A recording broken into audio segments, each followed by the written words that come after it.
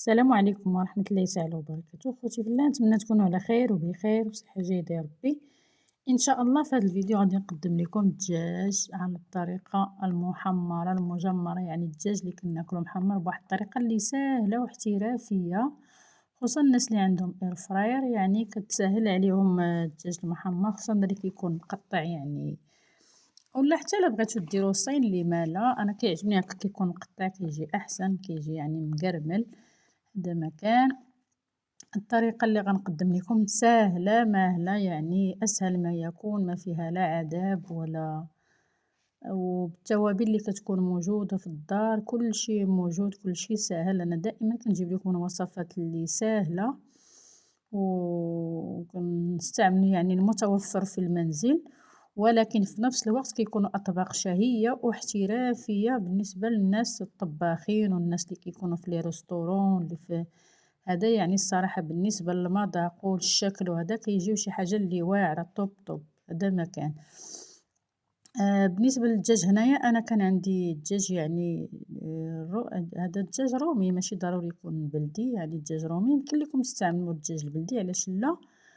لأنه الصراحة حنا غادي نطيبوه عاد من بعد، يعني ندوزو نحمرو، يعني حتى البلدي ممكن تستعملوه، والبلدي كاع كيجي رائع. هذا ما كان. انا الصراحه كان عندي هنا الدجاج رومي هو اللي غادي نستعمل، بعد ما غادي نجيبوهم بطبيعه الحال. انا جبت جوج دجاجات صغارات شويه ومقطعين هكا على النص، يعني ما درتهمش صاينين، جوج دجاجات مقطعين على النص كي كتشوفوا. هذا ما كان ضروري من الغسيل. بالنسبه للغسيل، كل طريقه وكل سيده عفوا والغسيل ديالها، الطريقه ديال الغسيل ديالها. انا الطريقه ديالي ديال الغسيل اليوم غادي نوريها لكم، طريقه اللي ساهله وماهله وما فيهاش تماره وما فيهاش يعني وقت وجيز. يمكن لك تنظف الدجاج ديالك. هنا بعد ما غسلناه من داك الدم وخليناه يستقطر شويه، وحيدنا منه دوك الريش والحاجه اللي زايده وهذا، الشوائب وداك الريه ودوك اللي كيكونوا فيهم الدم. غادي ندوز باش غناخذ واحد البانيو ندير فيه الماء، وغندير فيه شويه الخل، شويه السكينجبير والملح. هادو ثلاثه العناصر غادي وعفوا والحامضه، نسيت الحامض. هنا الحامض كي كتشوفوا انا كنديرو في كونجيلاتور، الا كان عندي كتير كنديرو في كونجيلاتور. هانتوما كي كتشوفوا باش كيعطيني الماء كتير ودغيا كنتحكم فيه، يعني كاع ما كنضرب معاه تماره. كما قلت لكم انا دائما كنعطيكم افكار اللي كتسهل عليكم الحياه. هنا كنشد هذيك الحامضه ديالي كي شفتوا راه انا قطعتها بالموس وركت على غير بيديا صافي، وهذاك الماء ديالها هبط. هذا ما كان. صافي هادوك المكونات اللي درت في الماء اللي فيهم الخل والملح والزنجبيل والحامض، كنوضع فيهم هذاك الدجاج ديالي وغادي نخليهم واحد 20 دقيقة حتى يتنقاو على خاطرهم ويشربوا لي هذوك المليحة وداك الزنجبيل والحامض والخل، باش كيرطاب ليهم ديك الحيمة ديالهم، باش ملي كنطيبوه ولا ملي كنحمروه يعني كيكون لينا رطب من بعد، مكيجيناش قاصح في الفم. هذا ما كان. هذه هي الفكرة ديالي الصحيحة.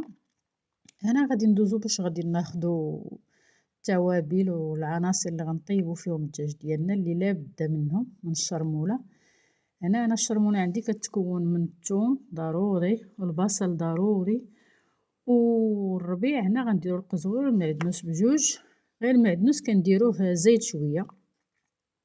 انا غادي ناخذهم غير في الهاشوار وغادي نطحنهم، بعد ما كنضيف لهم التوابل. بالنسبه للتوابل غنضيف غير الخرقوم والابزار، لانني كي شفتو درت السكينجبير راه غادي يشرب في هذاك الدجاج، غادي يشرب السكينجبير وغادي يشرب الملح، يعني الملح والسكينجبير ما غاديش نضيفهم. صافي هنا الخرقوم والبزار هما اللي نضيف هذيك الشرموله ديالي. صافي هادو هما العناصر اللي عندي. هذا ما كان. غادي نطحنهم مع دوك التوابل مع دوك البصله باش يندمجوا ليا، باش تطحن ليا ديك البصيله الثوم، يعني باش ما نضيعوش فيها الوقت. هذا ما كان.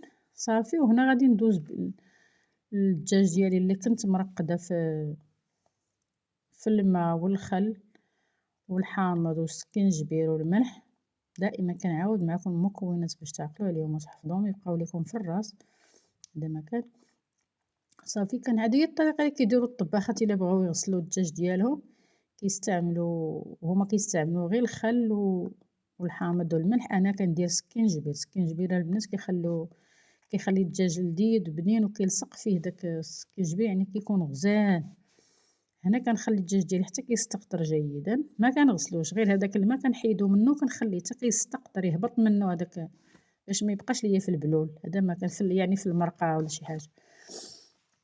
وكناخذ ديك الشورمه ديالي كنديرها في كوكوط، وغادي نحط عليها الدجاج ديالي وغنخلي العناصر كامله هنايا على يعني البوطه مهيله باش يتشحر ديك البصيله مع الدجاج وتشرب فيها ديك العطريه. هنا انا ما كنرقدش الدجاج يعني بديك العطريه، غير ملي غنبدا نشحر في هذيك العناصر راه كتندمج معها وكتقلى معها صافي وكتشربها. يعني ماشي ضروري نشرملو ولا نرقدو الدجاج كي قلت لكم. انا هذه الطريقه ديال الفكره اللي بغيت نقول لكم، ماشي ضروري نرقدو الدجاج، لان بعض المرات كنبغيو نديرو هاد الوصفه وكيكون عندنا الدجاج حتى لاخر لحظه. كتعرفوا داك الطرقاد كيبغي يبات او لا 6 السوايع ولا 8 السوايع. هاد العمليه انا ما غاديش نديروها حنا 6 السوايع، يعني في اقل وقت غادي نديرو هادشي. وقت ما كنجيبو الدجاج كنرقدوه في هذاك الماء ديالنا وداكشي، نخليوه حتى يستقطر من الماء صافي، وكندوزو نديروه مع التوابل وغادي نشحرو نقصو عليه البوطون نخليه يتشحر مزيان مع ديك البصله. كنبقاو نقلبو فيه، يعني نبقاو نقلبو فيه كل مره حتى يتشحر لينا مزيان. هنا بعد ما نشف لينا غادي نزيد واحد الكويس ديال الماء فاش غادي يطيب هذاك الدجاج. اللي قلت لكم هاد الطريقه تقدروا ديروها حتى الدجاج البلدي، غير البلدي راه كتضيفوا الماء كثير شويه باش يطيب لكم يعني احسن.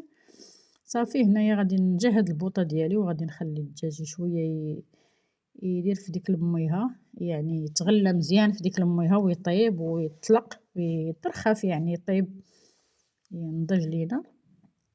نتوما كي كتشوفوه هنايا بعد ما طاب وتشحر ليا في ديك المريقه وهذا كندوز باش غادي نحمرو. بالنسبه للتحمير انا غنديروه هنايا في اير فراير، يمكن لكم ديروه حتى في الفران. هذا ما كان يعني اير فراير والفران بحال في التحمير، يعني ما كاينش الفرق بالنسبه لدرجه الحراره. هذا بحال غير هاد اير فراير هي كتسهل شويه وكتحمر اكثر. هذا ما كان الا كاينه عندكم يعني واجده علاش لا. صافي هنا كنستفهم وكنوضع عليهم زبيده الا بغيتو ولا زيت الزيتون اللي بغيتو. انا كنوضع هنا كانت عندي زبيده بلديه، انا خرجتها من الثلاجه. يمكن لكم تخليوها تسخن شويه وديروا يعني تستعملوا الشتاء ديالكم انا حطيتهم غير هكا طريفات. هذا ما كان يعني طريقه مبسطه. انا دائما البنات كنعطيكم افكار ماشي هذا ما كان وكتعتمدوا عليها او لا كتاخذوا منها البعض. هذا ما كان. وحتى لهنا غنقول لكم نهايه الفيديو. اللي بقى حتى لهنا ما ينسانيش من البصيمه ديالو تعليق في حقي. وشكرا للناس اللي كيتابعوني من كل الدول ومن المغرب طبعا. شكرا لكم بزاف. عواشركم مبروكه وتعاودوا ان شاء الله يا ربي. صافي هنا كي قلت لكم غادي بالنسبه كاين سيستيم ديال الدجاج راه كيعطينا هنايا كتشوفوا 180 وهذا ما كان. صافي كنبقاو نراقبو حتى كيطيب لنا داك الدجاج، كنبقاو نقلبو فيهم. هانتوما انا قلبتهم وعاودت قلبتهم وخرجوا لي على هذا الشكل. يا سلام، هذا هو الشكل النهائي. وحتى لهنا غادي نقول لكم السلام عليكم ورحمه الله تعالى وبركاته. دمتم في رعايه الله. الى اللقاء وفي فيديو اخر ان شاء الله.